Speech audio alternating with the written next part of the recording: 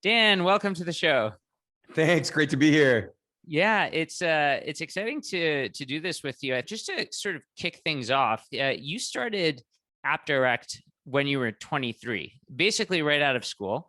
And in 2015, you were Forbes 30 under 30, and today you advise Fortune 500 executives on software distribution. So usually we ask one of the questions we ask is, who's been your favorite manager in your career, but I don't know that you've had any coming straight out of school. So, have you had a favorite manager Yeah, before I this? was fortunate to do a ton of different summer internships and experiences when I was growing up. And one of the most memorable experiences is one summer I went with a friend to Australia and we worked on a ranch. It was in Wagga Wagga, Australia. So think of like the outback, think of Crocodile at Dundee. And my manager was Dean Han, and he was a rancher. We raised hundreds of cattle, thousands of sheep. And he had the responsibility to take care of the land, take care of the animals. And I had like zero experience in in running on a ranch. Before that, most of my focus was intellectual or working in retail. And when we arrived, it was just so fascinating because here's this guy that wakes with the sun and lives for work. And the first minute we arrived, he said, "There's an easy way and a hard way to do everything here. And I'm going to teach you the easy way, but you're probably going to do it the hard way and fail. And then you'll come back, after failing a few times and you'll say, hey, what was the instructions on that easy way?" And I never forgot that lesson because I find that when it comes to managing people, they can drive so much more ownership if they have the ability to learn not just what to do, but how and why. So I think embracing risk and failure in experiences and in grooming talent is so important because it gives them the context of knowing, why there's a better way and how to do that. So Dean was just a phenomenal leader. You think of like true grit and resilience and conviction and passion and respect for nature and respect for the animals. So learned so many things in that summer. It was fantastic. That's really interesting. Why is it that after like you think you've been told the easy way that you might still want to do it the hard way? So it was funny. There's examples with everything. Like, you had thousands of sheep and you have to inject a pill in the sheep's mouth and it's super dirty and you have to tackle the sheep and you have to use all these different strategies. And of course, as someone who's doing this for the first time, I think, oh, wow, I could do this better. Or I could do this different. Or what if I try to, bribe the sheep with food and then maybe they'll come up to me? Or what if I tackle the one sheep and have my friend, take the other so we can, dual put in the medicine. And I think that those experiences and learning why it doesn't work gives you more respect for why there's process and why things are the way they are. But I think having some freedom and space and ownership early on in your career to make mistakes is super critical. And what I've learned as a manager is you want to make sure that you give those opportunities to your team, but also in a way that's safe for your business and your customers, and also for them, so they're failing and learning, but not in a way that's catastrophic to your business outcomes. So we focus a lot on how we can enable our teams to have ownership on the ground, even at early levels in their career, but giving them safe ways and room to fail. Yeah, like even if like everything is fully determined and you might know the very, very specific course to take by just like saying it all up front, maybe they won't really understand like the why, and they'll miss out on a bunch of lessons that are harder to learn if they were told exactly what to do. Yeah, not only that, I find, um, you know, people who are going to take risks, who are going to make meaningful change, who are going to innovate, they're likely not the people who are going to follow a 100 rule instruction book and memorize it, line by line. So what I've found in any endeavor that I do is that if I, you know, learn and fail and learn why, I then have a deeper appreciation for the process or for the steps that go into driving an outcome, and we can continuously refine and make it more efficient. But at the speed of change in which business takes place today, particularly in our organization, we can't expect that we're going to write a rule book of 100 rules on how one rule does something, and that rule book's going to be relevant a year or two later. So instead, we try to drive guiding principles. We try to give autonomy. We try to give space, mentorship to enable team members to quickly iterate in the face of extremely fast changing environments. Yeah, yeah, I think that makes a lot of sense. So, what drove you to actually just jump into starting a company straight out of school? It's interesting because from the youngest memories I have, I always brainstormed different business ideas and wanted to start a business. And as I went into school, I kind of fell into that potential trap that people say is, oh, well, you need to get a 4.0, and then you need to go to an investment bank or a consulting firm, and then you need to go to MBA and then private equity. And then based on that, maybe you can raise money to start your business. And but it's going to be hard and you're going to be making a lot of money. So maybe you won't want to take the risk. So I think that there's this like conventional path that many people take. And I realize life is often about risk. But what was interesting is at the time I was graduating and just so passionate about entrepreneurship, I was interviewing, at many different investment banks and different firms on Wall Street, but at the same time was brainstorming ideas with my co-founder. And we had spent, years before, starting the business, just time brainstorming ideas, talking about founders we admired, talking about the types of values we'd want in an organization.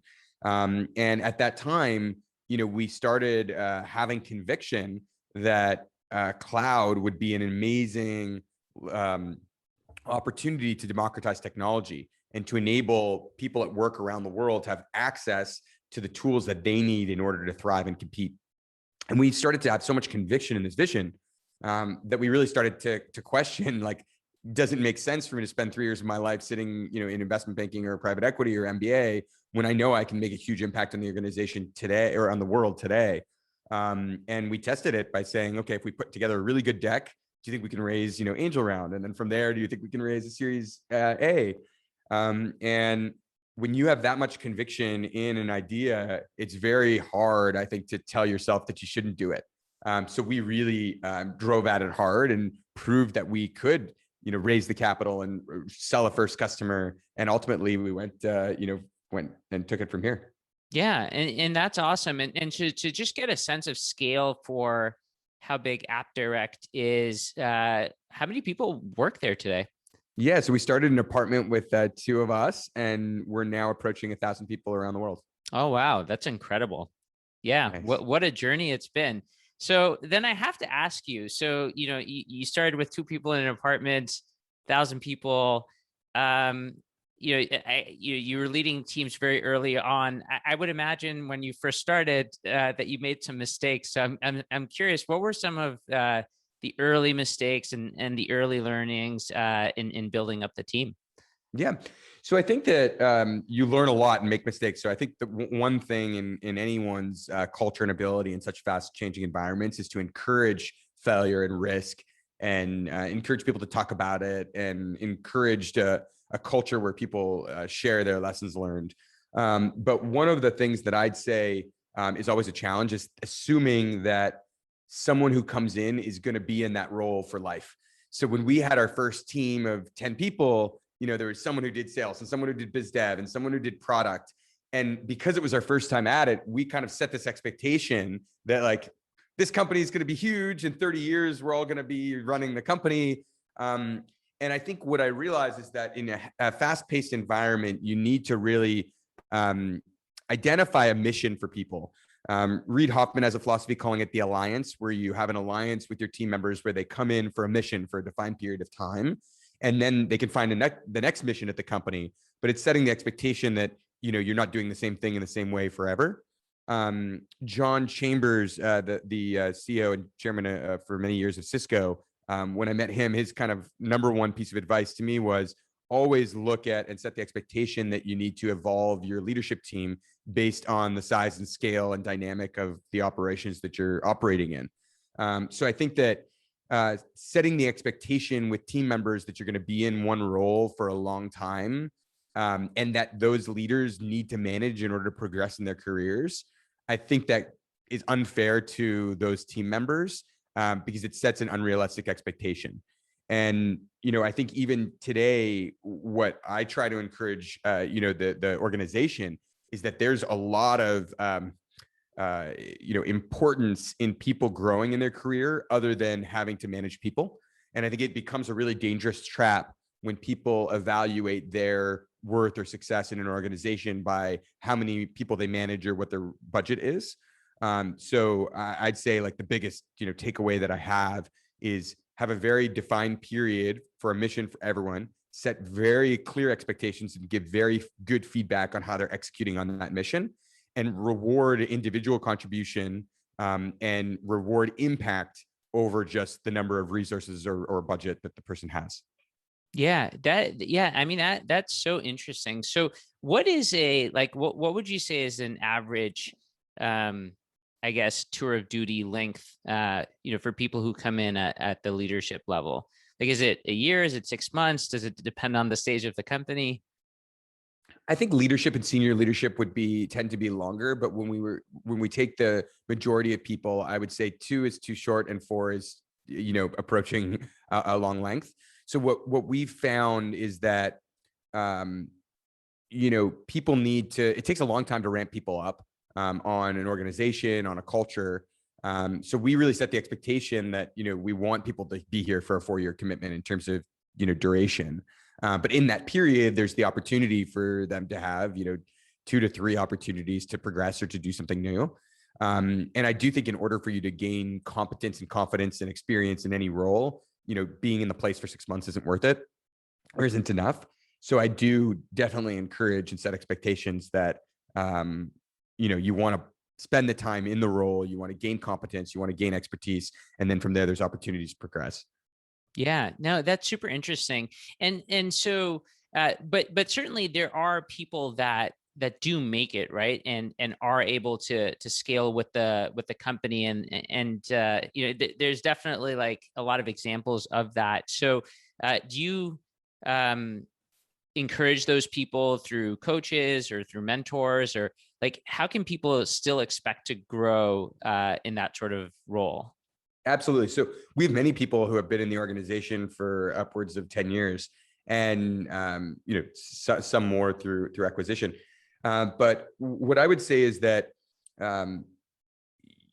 you need to empower people to have control over their careers and have the autonomy to do what they want and to lead and to have different experiences. So I think that's something that's important that the organization can provide. But I think a lot of it is also about the individual managing their own career and expectations. And one thing that I didn't recognize when we started is that burnout is real. And oftentimes an organization can be predisposed toward creating burnout, but often than not, it's an individual that has a high expectation for themselves that can't step out of themselves and kind of reflect on when they're having challenges that can lead to burnout. So I would say that we've seen many top performers that have gone through multiple tours of duty and then face a challenge and hit a real burnout phase. And that's real, that can detract them. And in that case, it may be easier for them or for the organization for them to leave. But one of the things that we've done to really help minimize that is we've put in place what we call a peak performance philosophy at the organization, where we provide a lot of enablement training and best practices around how team members can perform at their peak. And this includes trainings around mind, body, spirit, underlined by habits. And what we've really found, and Nick and I, my co-founder and I, take ourselves as an example, is that the more ability we have to transform ourselves and to think critically about our own philosophies and management style and values and approach, the more we can then be an effective leader to others.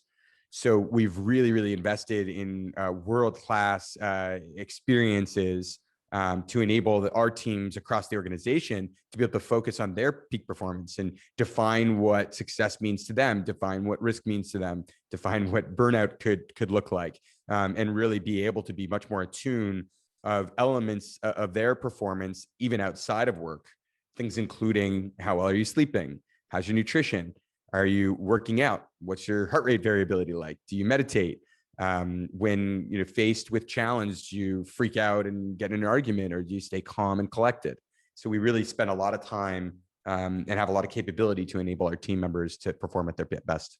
Yeah, I love that. And it's so amazing that you just very openly speak about, just some of the realities and what to watch out for and create self-awareness. I love that. That's really cool. So I guess one question that comes to mind that I think is related is that you must also have a tour. Like I would imagine you would have this concept of a tour of duty almost for yourself, because your role probably has also changed many times since like being two people in a bedroom to where you are today. Um, what is like? I guess what has been the most challenging, like in this whole phase? Like, was there a particular point where you felt that, oh God, I really need to up level, or I really don't know how to do this, or like what has been the most challenging period? Yeah, so I definitely try to fire myself every year, and the more elegant word for that I use with my team is graduate. So look at everything that you were doing last year and try to automate or graduate from there. And I think the amazing thing about technology is you can get more efficient per capita or per person in your organization versus needing to hire more people to replace yourself.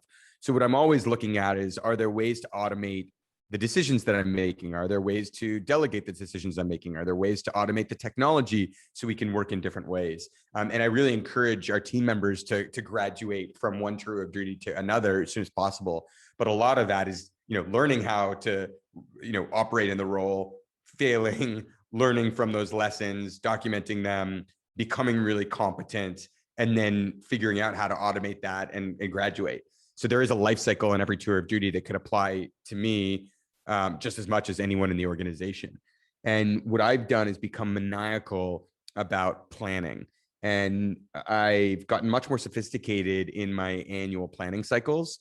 And just as, in leading organizations, you may have 3 to 5 year plans, you may have, leadership offsites, you might have objectives and key results, and quarterly business reviews. I do the same thing for my personal life. So I spend a couple days, in the fall, normally October of every year, really trying to reflect on, what my accomplishments were, where I struggled, where the team was strong, what I can, graduate from, and really then break it down into, objectives for myself that are measurable. And then I have a methodology to hold myself accountable on a quarterly basis and biweekly basis and even daily basis, in order to make sure that I'm trending and tracking, and making progress. So that methodology and framework, I think, has helped me tremendously. But again, I don't think it's something that could be applicable to everyone. I think people need to structure their own productivity framework, that's going to enable them to perform at their best. And that's what this kind of peak performance, philosophy is all about: is how do you create a framework to identify how you can perform at your best, underlined by great habits. Yeah, that's amazing. It sounds like you've just almost like created this cadence. Like we talk about, business cadences, but you have this for your personal productivity too, which is Oh, really for sure. cool. And I do. I mean, there's probably 100 productivity hacks that I could share, but I'm mentioning it because it's propping up my mic right here on the desk. But I habit track. So every day I have a list of things that I want to set an objective for to create a habit. So essentially the way it works, and I do this all manually. It's fun. I track a lot in automated data, but I also find the power of a journal is really valuable. So I'll go away in October, set the high level objectives, kind of like you would with a company at a leadership offsite. Typically keep it to 3 core objectives with different key results.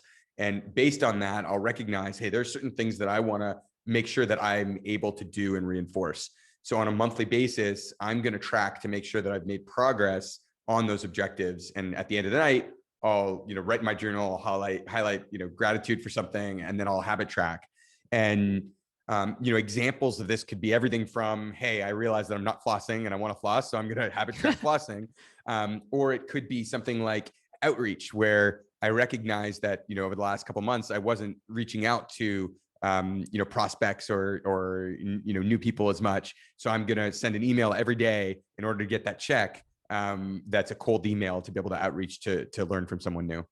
Yeah, that's super cool. And so I wonder, how does this also translate like to the cadence of the company? Do you guys also do your annual planning around the same time that you do your personal planning? Definitely.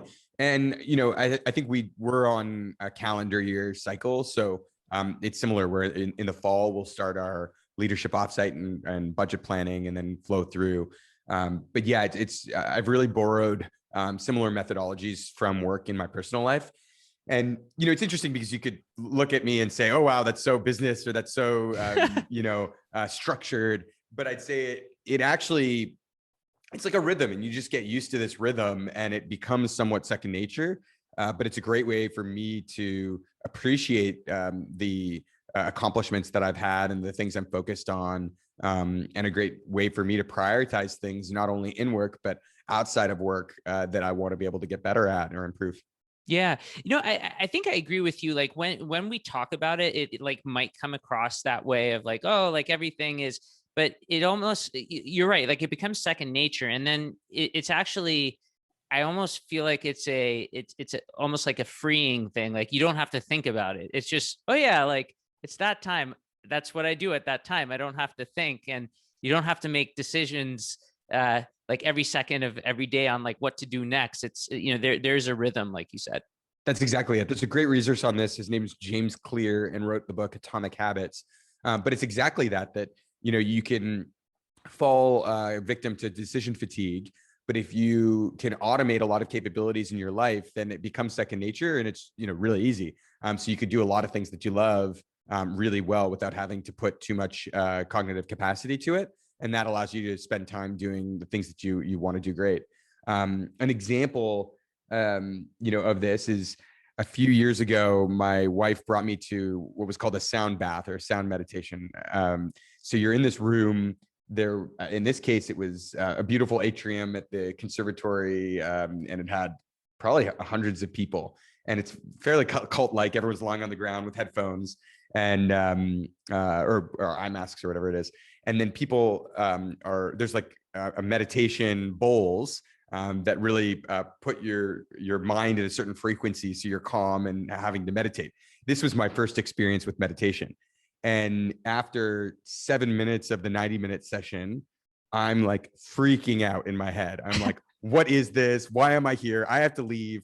And I'm just like, there's talk in my head. It's just constant, like, what's going on? How, what's going on with work, blah, blah, blah, blah. And then I realized, oh, I have to pee. And then I think like, oh, but do I go up and interrupt the 100 people here or the hundreds of people here to go pee? And I'm like, should I go pee? Should I not? And in the meantime, I'm thinking that this whole session's going by, but it was maybe going from like 7 minutes to 10 minutes. I like freaked out, left, went to pee and said like, I'm done. And it was interesting because it showed like how unable I was to be present and calm in my own head. But as I, learned about the power of meditation and cognitive psychology and being able to calm the mind, I realized that was a huge deficiency of mine. And I used this concept of habits to just get better at it. And, the first year, my goal was to just try to meditate. It was to put on the Calm app for 10 minutes every day. And it was actually, I set the goal of 300 sessions. So it wasn't literally every day. But that first year I did it and I struggled with it. Sometimes I wouldn't even, I'd be multitasking and doing it, but just getting in a habit of 10 minutes of meditation enabled me to gain a stronger, competency and cognitive ability from a habit perspective to just kind of take that 10 minutes for myself. And then over the years, I've gotten way more sophisticated to where, a couple of years ago, I was in a theta state for like an hour. And I was in a similar sound bath where I was just in a state of like a trance and kind of like calm. And I, it just like the time flashed by, total flow. And now I'm able to replicate that, to solve different problems. So I'll go on productivity walks or I'll go in nature and I'll meditate and I'll think about nothing, but then literally there'll be like a rush of ideas that I can capture. And it's also enabled me to be a much more present husband and father. So it's just an example of, I think that, habits can take something that you're so bad at and uncomfortable with, and over time make it second nature to be much easier. And I always think like going from 0 to 1 is very difficult, but if you can break it down into tiny habits that enable you to get closer to your goal, that's way more effective. The reason why I brought that whole example up is that I think with management, it's the same thing. that if you take someone who's never done something before and your expectation is, hey, you're going to go from 0 to 1, from day one, it can be really challenging, and you can put someone out of their comfort zone where when they do, take a risk or a stretch, they fail and they don't feel strong enough. So I do think as a manager, you have to break down success into little habits. And that's why I always come back to Dean Hand, the Australian rancher's advice, because I think people need room to fail. They need room to learn. They don't just want to follow the list of the 100 things. But at the same time, you want to give them the freedom to experiment in a safe way, so they're not, intimidated and they don't get discouraged or burn out. Yeah. No, I think that is that is super valuable. And I guess it also relates to something that you had a quote in Forbes where you said if people had opportunities to hear from others, not only about successes, but specifically about challenges, it would be tremendously valuable. I'm curious at AppDirect, like, how do you guys make it so that you're not only talking about successes? Like, is there like, do you ever celebrate failures or talk about them, or how do you make sure that people know it's okay to try crazy things? Yeah, we really try to institutionalize lessons learned. So having a framework for the way people can describe their postmortem or what went wrong or their learnings.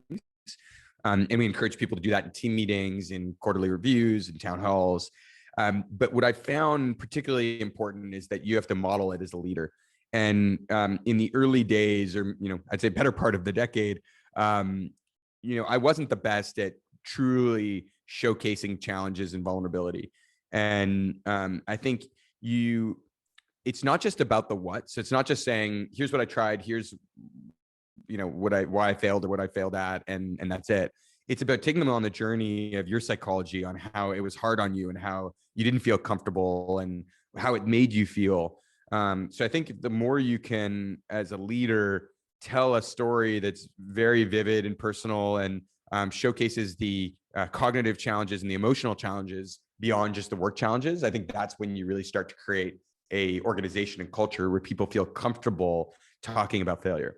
The other thing is that you can preach that we encourage people to take risk and fail, but the second you chastise or criticize someone for a failure or shame them or whatever it might be, that essentially you lose all trust and ability to be able to encourage a culture of sharing the lessons learned. So I think training managers and having checks and balances that that it is okay, and that one statement from one manager in your organization that makes someone feel uncomfortable for a mistake they made essentially detracts from years of promoting an open culture of lessons learned. So I think really trying to train managers on that is really important. A good reference there is definitely Reed Hastings' book from Netflix, No Rules Rules. I think is a great insight to transparency and how to learn how to really cultivate a culture through empowering managers to kind of be authentic. Yeah, I agree. That was a great book. Definitely been mentioned on the show before too. So I guess like let's talk about. I mean, we're talking about people. I'm curious to hear your thoughts on hiring. I mean, you've hired a lot of people. And so it's interesting, like whenever, one of the interesting things is because you've hired so many people, you've also had a chance to figure out like when you hired the right people and maybe when you didn't hire the right person. I'm curious, like, what advice do you have for people when they're looking to hire? And like, yeah, so what are the major takeaways after hiring so many people? Mm-hmm. One thing is that there's incredibly talented people out there. And just because they may not be successful within your organization doesn't mean that they're not great talent. So we've had, many app directors who had maybe not performed at their best here, but have performed phenomenally in other organizations and vice versa. So I think that good hiring is all about being transparent on your values, on your working norms, on the culture, and really giving the candidate an opportunity to see what it truly is like, to see if it's an organization where they can thrive. What we really tried to do was figure out a way to see through the data what would enable someone to be successful here over a longer period of time. And we looked at data sets in people's resumes and then top performers at AppDirect and others who maybe weren't so successful. And we tried to look at algorithmic correlations on what makes someone thrive versus another person not. And we put together what we call our aptitude assessment, which is a methodology to evaluate talent in the interview, using a resume or LinkedIn. And this qualifies from them for the interview. So it doesn't mean that, they can't be hired or they can be hired, but we use this assessment criteria to say, are you qualified for an interview here? And then we can assess other elements when we interview you. And what I found is that created a great alignment to train our team members on what we look for and our philosophy to rewarding excellence and defining excellence. And for us, what we definitely found some of the strongest correlations were, in your past roles or career, did you have longevity and were you promoted or recognized for success? So that typically is the strongest correlation that we had for someone being successful here at a very long period of time. But there were other things that were, super interesting. And, things like GPA in school, or, were you an Olympic athlete, or did you play professional sports, or were you professional, gaming, leader or anything? Those types of things, what we recognize is it's less about the activity, but more if you were elite at what you did, it meant that you strived for excellence. So therefore you could have a higher chance of reaching excellence in our organization. So I think that has created a much more meritocratic format for us to encourage a diverse pool of team members that really would have a higher chance of succeeding here at AppDirect. Yeah, that's super interesting that you go through that level of rigor on hiring. You can tell that it's a very important part. So that, I mean, that's amazing. So I guess in terms of we talked about this a little bit earlier, which was just being, very clear about, values but also expectations. So when you look to hire a leader, say that you're looking to create a new part of the organization, or there's a new project or something like that. And if it's something that you've never hired before how do you make sure that you're going to be able to hire the right person if you haven't? So if you've hired a role, maybe, a dozen times, you've seen good and great, and you've kind of figured that out. But what if it's something new? How do you make sure you're doing the right thing? Yeah, great question. So definitely the aptitude assessment that we have is about rewarding excellence and identifying great talent regardless of role. So I think that's a base to qualify you for an interview. One story that we have is that when Nicholas and I started the business, we didn't have technology backgrounds. And we said, okay, in order to build a global subscription commerce platform to enable businesses to access cloud, we need to have a technical co-founder on the team that has a competency in certain capabilities. And we researched what would it take to build a tech platform for cloud. And we knew that commerce was important and that multi-tenancy was important for SaaS. And we knew that being able to deploy on industry leading infrastructure like AWS was important. And we knew that, because we were younger, having someone with, more years of experience could be relevant. So we created a really long list of criteria that we thought would be relevant to discuss from our research. We then validated it with other leaders in the field. And you can also use interviews as a methodology to validate your, role description. So if we were interviewing a CTO, we could say, here are the things that we think is important for what we want to build. What do you think? And they can tweak it, and you get smarter as you're interviewing more people. But what was interesting is we created a list of probably 100 or more people that fit the criteria. There weren't many at the time. And at the top of the list was someone who had, most of the capabilities, if not all, who was Andy Sen, who had built the Salesforce App Exchange, which was the first app exchange of its time built in the cloud, and previously had worked enabling a Walmart's commerce platform in the 90s. So really, from creating that list and refining it with other interviewees, it gave us confidence that that this was the perfect person when we had the opportunity to work with Andy and bring him on the team, it created an incredible outcome. And he's our CTO today. So I still think like in terms of role of a CEO, one of the most important things you can do is attract the right talent and really be focused on talent. So, when you don't know what you don't know, which is a lot, at least in my case, you can learn a lot from talking to others and from creating kind of rigorous criteria and then getting validation of that as time goes on. Yeah. Yeah. No, that's super interesting. And that's amazing that he's still your CTO today. So definitely a good hire there. So Dan, I have to ask you about one more thing. So, I mean, I get the sense that you're very thoughtful about the way that you spend your time. It was really cool to hear some of the examples and productivity hacks and cadences you've implemented. But another thing I know about you is that you are generally a very positive person, and you take being positive very seriously as well. So I'd love to get your thoughts on that. And like practically speaking, how does that impact what you do day to day? Yeah, no. When we started the company, we created 5 core values, one of them being positive mental attitude, and I think a really important one. And then even my vows to my wife at our wedding and our family values are positive, present, grateful. So really, I try to do everything I can to stay positive. And I think positivity is a hard thing because everyone's going to go through ups and downs.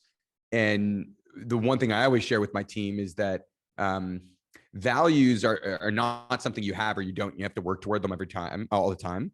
So I've had many moments where I might, not be positive, or I might be negative, or maybe having challenges. And I think it's important to be self-aware, to articulate to your team, I value positivity, but look, right now I'm struggling with this, and please empathize with me, but this is a hard one. So I think that it's pretty and easy for me. It's a simple value, but it's that you have only so many days, months, years to spend in your life. And it's more fun to be positive. And why not spend time, looking at things with a glass half full, and learning from people and being curious. So I really try to bring positivity to everything I do. That being said, there's many moments where there are challenges and where, it's easy to revert to negativity. So I think valuing and keeping that value at the forefront is what enables me definitely to kind of realize, okay, self-check, you're not positive right now. Why? Like, are you not having fun? Is there something wrong? Like, how do we get there? How do we share with others the struggle so they can help you along the journey as well? Yeah. And I think you take it because like positivity and just like that energy around it is also it's contagious, right? So you actually, like, would you ever cancel a meeting if you weren't like in the right headspace? Good question. You know what? This is very insightful. I'm self-reflecting now, and I would say that I probably should cancel more meetings, because I'm like, yesterday, for example, I had, because I track my different biomarkers as well. I knew I had a really bad sleep. I knew I was, struggling with my mindset. In my meditation that day, it just didn't go great. And there was a thought that crossed my mind saying, like, it was an internal meeting, with team member, but, or with a few team members. And I kind of turned the video off. I wasn't present. I was kind of like stretching or trying to like relax, but it would have been way better in retrospect to just cancel that meeting and say like, hey, look, I want to take this half hour to really perform at my best in the next day. So maybe that's a good lesson for me. Thank you. Yeah. Yeah. No, that's awesome. So Dan, this has been super insightful. I mean, there's so many lessons all across the board. I think like one of the things that we kind of hinted at was this concept of, because you have a podcast as well, which is called Decoding Digital. Would love for you to tell us about that and like why you started that and what it's all about. Yeah, I appreciate that. So what we saw over the last decade of working with many enterprises and many small businesses and many technology companies around digital transformation is that transformation is actually not about the technology. It's about the people. And there's a certain set of characteristics that led our customers to be successful. And it included things like vision and foresight and ability to take risk and conviction. And all these characteristics, we thought are so important to encouraging a next generation of people who can digitally transform. And what was interesting is the successful transformations at work always came down to these people who led a successful transformation of themselves through kind of sharing in these characteristics and being self-reflected. So what we wanted to do is be able to highlight these people. And at our conference for many years, we had given away Digital Heroes Awards to reward those leaders amongst our customers and community to recognize them for the efforts that they've made to digitally transform their organizations. And we really thought like, wow, there's so many amazing people out there and stories out there. What if we could capture it and share it? So last year we introduced Decoding Digital podcast. Excited to have you as a guest as well. And we feature transformational leaders that are changing their respective industries and really speak to the characteristics behind these transformations. And what's interesting is that a digital hero can take place anywhere. They can, come from any background. They can be at any level of an organization. But it's really these shared characteristics that make them transformative. So we really dig into the insights of what drives these heroes to transform themselves and then ultimately their organizations. Yeah, no, that's super cool, and excited to be on the show soon. So, Dan, we've talked about a lot of things, and again, like very wide ranging and so many insights. But one of the questions that we ask each and every one of our guests is for all the managers and leaders out there looking to get better at their craft of managing and leading people. Are there resources, tips, or just words of wisdom that you would leave them with? Definitely. So there's a book that is not necessarily in wide circulation that someone told me about, like almost like a folk tale when I was at South by Southwest years ago. And it's called Leading at the Speed of Growth from the Kauffman Foundation. And it essentially charts different phases of leadership depending on the growth and scale at the organization, and it highlights pitfalls and lessons learned at each phase. And that was like an incredible textbook for me in order to navigate the differences in evolution of how I need to lead. So I really would encourage that to any of the listeners here to check it out. You might have to buy it on eBay or something like that, but it's called Leading at the Speed of Growth by the Kauffman Foundation. Oh, wow. Cool. Yeah. I hadn't heard of that one. Nice. Definitely will have to acquire it in whatever means possible. Dan, thanks so much for doing this. Definitely. Well, thank you for having me, and really thrilled about what you're doing. I think that part of being a super manager is definitely learning from others. So your podcast is just so phenomenal, inspirational, and really helping managers thrive. So thank you.